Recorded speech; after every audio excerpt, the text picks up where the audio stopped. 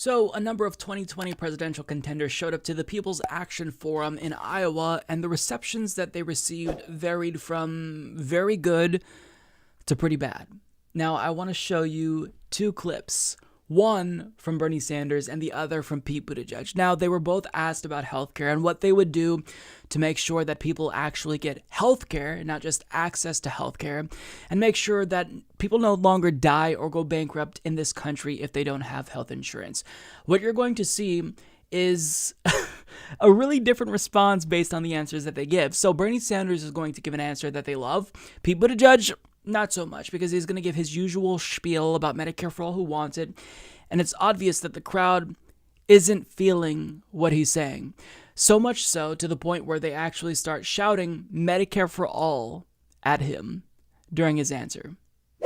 Mayor Buttigieg, you've said that competition can create a glide path to universal coverage, with almost 30 million without health care, with over 40 million who are underinsured, with most Americans that cannot afford a $400 emergency cost.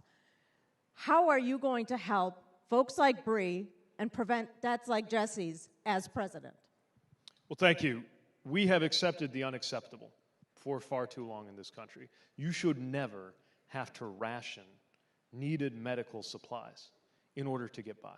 It is completely unacceptable, as is people dying because of inadequate medical care. We are the only developed country in the world that tolerates this.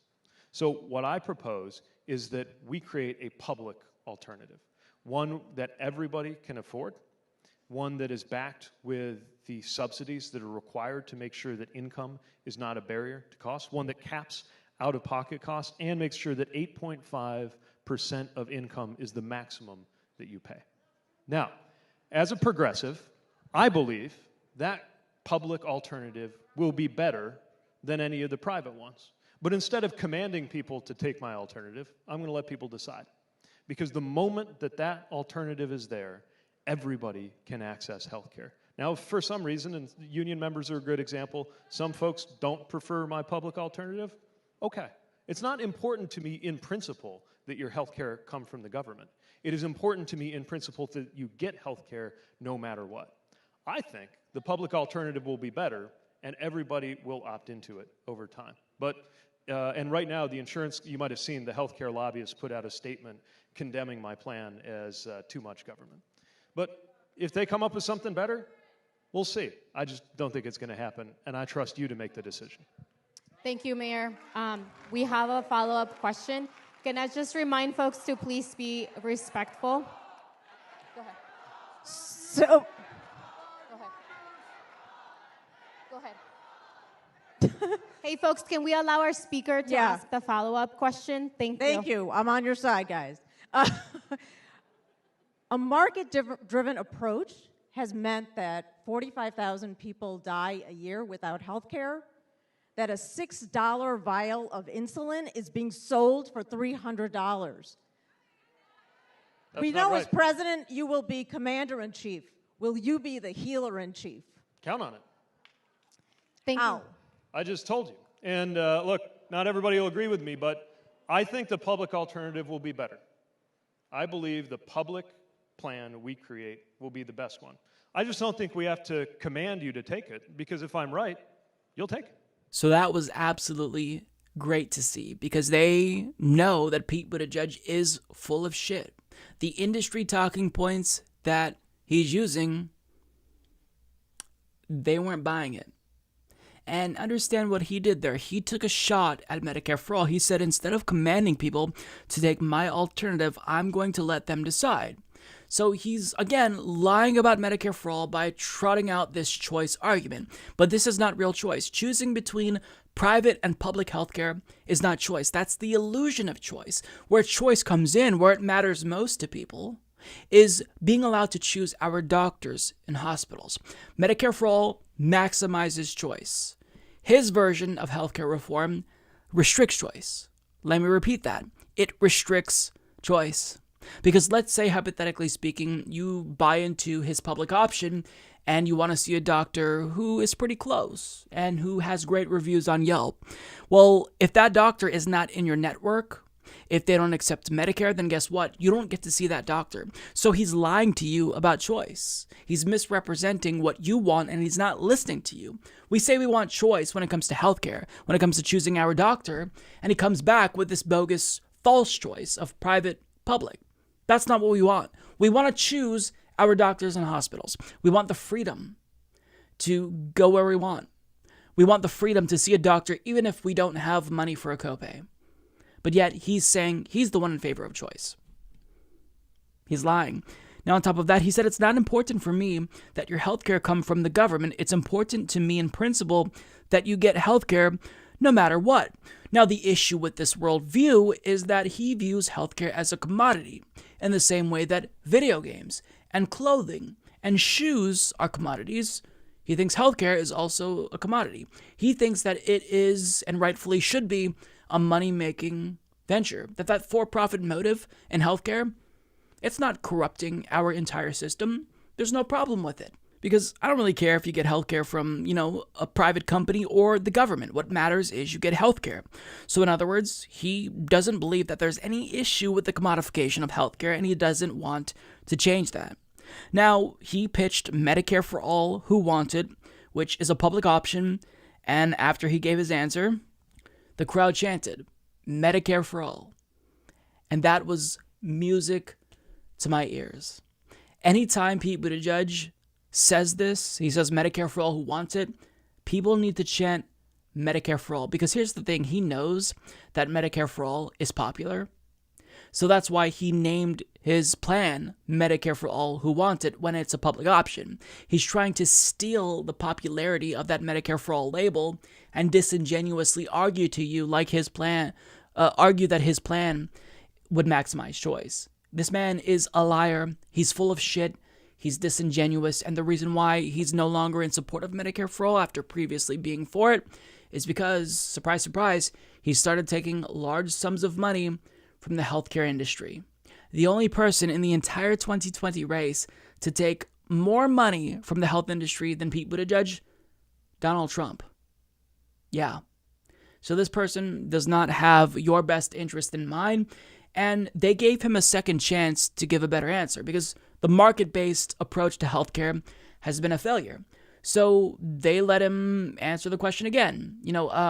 They asked what he'd specifically do to address their problems, but he refused to answer the question. He said, I just told you. Right, but your answer wasn't sufficient, hence why they're giving you a second chance to answer the question and address our specific concerns. He didn't do that, and that's why the crowd shouted Medicare for all at him. Now, we're going to contrast what you just saw, Pete Buttigieg's answer, with Bernie Sanders' answer. So he was also asked a question about healthcare. Now pay attention to the crowd's reaction as he gives this answer. And also look at Bernie Sanders' face because you can see just genuine excitement about healthcare as he talks about it. Like there's a big smile on his face. He knows he's going to give a phenomenal answer that's truthful and the crowd's going to love it. Watch and see the difference here, not just in his answer, but the way the crowd reacts. Our question to you today is, how will your health care plan eliminate the financial and other barriers to care for people like Josh? And how can you make sure that all of us have access to the highest quality healthcare professionals so that none of us get left behind?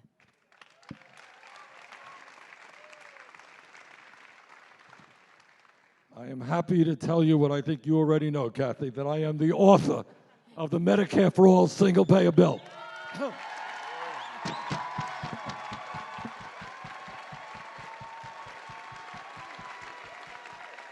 I have believed for my entire adult life that health care is a human right, not a privilege.